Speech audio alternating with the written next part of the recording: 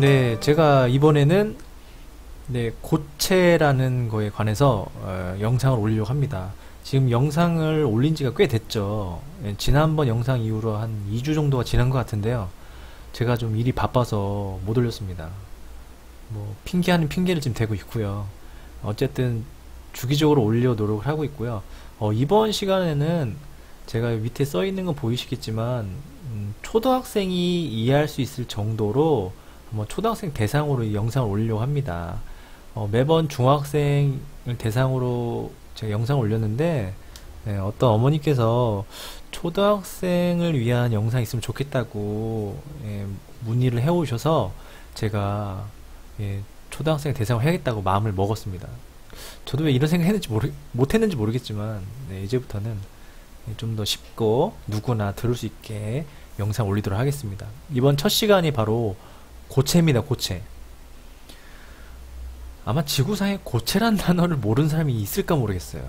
그만큼 쉬운 단어이기도 하지만 그만큼 중요하기 때문에 누구나 다 알고 있는 것이고요. 그만큼 중요하기 때문에 어릴 때부터 초등학교 교과서에서부터 이렇게 실려있는 내용이죠. 한번 고체에 대해서 여러분이 알고 있더라도 한번 보세요. 뭐 다 알 수도 있겠지만 한두 개 모를 수도 있지 않나요? 여기서 배워가면 좋을 것 같습니다. 우선 고체고요. 저는 항상 여러 번 말했지만 이 단어를 말씀드리기 전에 이 단어에 대한 한자 뜻을 꼭 말씀드리고 합니다. 이 고체란 단어의 한자 뜻을 보면 구들고에 물체 채자를 써서 고체라고 합니다. 참고로 제가 여기다가 한자를 안 쓴 이유는 한자가 중요한 게 아니고요. 한자의 뜻이 중요하다는 얘기입니다. 뜻만 알아도 충분히 단어 이해하는 데는 큰 지장 없고요. 저도 정확히 쓸 줄 모르거든요. 저도 쓸 줄 모르지만 뜻만 이해도 쉽게 이해할 수 있다는 것을 말씀드리려고 쓴 것입니다. 쉽게 말해서 한자 뜻풀이 하면 굳어있는 물체, 딱딱한 물체를 고체라고 하는 거겠죠. 그쵸? 근데 정확한 뜻은 일정한 모양과 부피를 가지고 있는 물질의 상태를 고체라고 합니다. 물질의 상태라고 하죠. 왜냐하면 지구상에 있는 모든 물질들은 이 상태, 즉 모양이 바뀔 수가 있거든요. 언제든지. 그래서 그 상태를 가지고 우리가 고체, 액체, 기체라는 말을 붙인 겁니다. 물질이 딱딱해 있는 상태면 고체고요. 이게 흐를 수 있는 상태면 액체겠고요. 떠다니는 상태면 기체라고 하는 거겠죠. 고체는 여러 가지 물질이 있지만 대표적으로 이제 가위와 제가 이제 신발을 여기 올려봤습니다. 근데 가끔씩 어떤 엉뚱한 아이가, 이 엉뚱한 아이는 나쁜 뜻이 아닙니다. 상당히 다양한 생각을 하고 있다는 아이예요. 제가 이렇게 쉽게 얘기해서 이제 고체를 이제 딱딱한 물체라고 얘기를 하면 꼭 어떤 아이가 선생님 신발 손으로 누르면 물렁물렁에 들어가는데요? 이거 고체 아닌 거예요? 이렇게 말을 하고도 합니다. 가끔씩 제 생각을 뛰어넘는 아이들이 있어요. 물렁물렁 할 수 있죠. 누르면 들어가지만 일정한 모양을 가지고 있는 건 맞죠. 이 신발을 눌렀다고 신발이 세모 모양이 변한다거나 동그란 모양으로 변한다거나 그러지 않으니까 고체라고 속하면 되겠습니다. 자, 이런 고체들은 초등학생의 고체는 이제 딱딱하고 모양과 부피를 가지고 있다고 배우지만 조금 더 자세히 한번 가르쳐 보도록 하겠습니다. 이 뜻만 알아도 쉽게 고체라는 거 받아들일 수 있고요. 나중에 중학교 가서도 고체, 액체, 기체 특징에 대해서 더 쉽게 받아들일 수 있습니다. 우선은 지구상의 모든 물체, 모든 물질들은 알갱이들이 모여 있어서 된 거겠죠. 그 작은 알갱이들. 그쵸? 작은 알갱이들이 뭔지 모르겠지만 초등학생이니까 거기까지는 들어갈 필요 없고요. 그냥 모든 알갱이들이 모여서 어떤 물건이나 물질을 이룬다고 생각하시면 돼요. 예를 들면 나무 알갱이가 모여서 종이가 되고요. 철이란 알갱이가 모여서 책상이 될 수도 있고요. 그렇죠? 플라스틱 알갱이들이 모여서 여러분이 가지고 있는 장난감들이 될 수가 있죠. 이런 알갱이들은 종류가 많지만 공통점은 모든 물체는 알갱이들로 이루어졌다는 거예요. 자, 여기 보시면 어떤 딱딱한 고체, 벽돌이라 해도 되고요. 여러분이 생각하는 아무거나 지우개라 생각해도 되고요. 그러면 지우개나 벽돌을 이루고 있는 작은 알갱이들이 이렇게 자세히 확대해서 보면 이게 촘촘히 알갱이들이 모여있다는 거예요. 이게 고체들의 특징인 거예요. 이제 고체를 이루는 알갱이들의 특징을 보면 우선 알갱이가 얼마큼 모여있냐?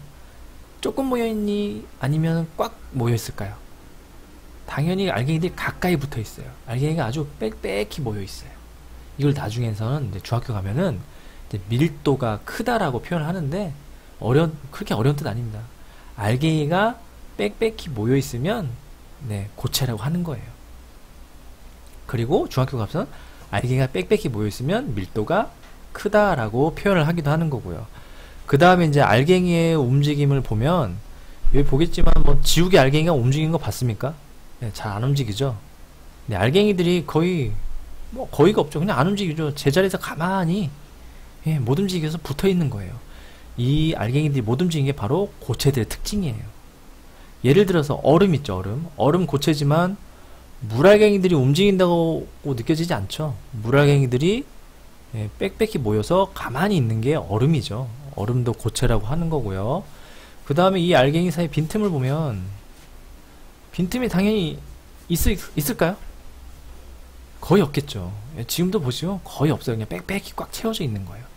이렇게 알갱이들 입장에서 보면 알갱이들이 꽉 차 있어서 빽빽히 모여 있는 거, 그래서 붙어 있는 것을 이제 고체라고 하는 거예요. 이제 고체에 대해서 좀 더 이해되나요? 자, 이제 고체에 대해 측정은 또 초등학교 때 나오지만 중학교 때 다시 한번 또 나오거든요. 고체를 측정해야겠죠. 얼마큼 무거운지, 뭐 크기는 얼마큼 되는지 궁금하잖아요. 자, 이제 무게를 측정하기 위해서는 이거 누구나 알죠. 네, 무게는 무엇을 측정한다? 네, 당연히 저울이고. 그 다음에 크기, 부피를 어떻게 측정하면 좋을까? 당연히 자를 재서 하면 되지만 책 같은 거는 자로 재서 크기를 측정할 수 있어요. 편하니까. 네모나게 생겼으니까. 하지만 뭐 이렇게 울퉁불퉁한 모양이라든가 뭐 돌멩이, 예를 들면 뭐 찌그러진 종이, 뭐 이런 거 어떻게 크기를 측정하겠어요? 자로 재기 어렵죠. 그래서 비커나, 그림 보이시죠? 비커나 눈금 실린더를 가지고 부피를, 크기를 측정하는 거예요.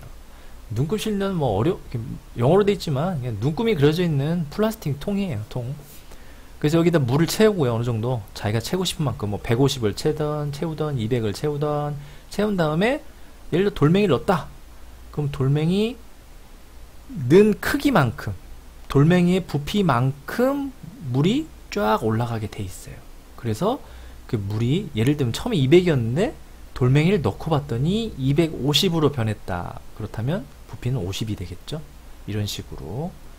나중에 뭐 가끔 이런 애가 있는데 여기다 돌멩이 넣으면 돌멩이 무게만큼 물이 올라온다 생각하는 학생들이 있는데, 참고로 무게만큼 올라오는 게 아니고요.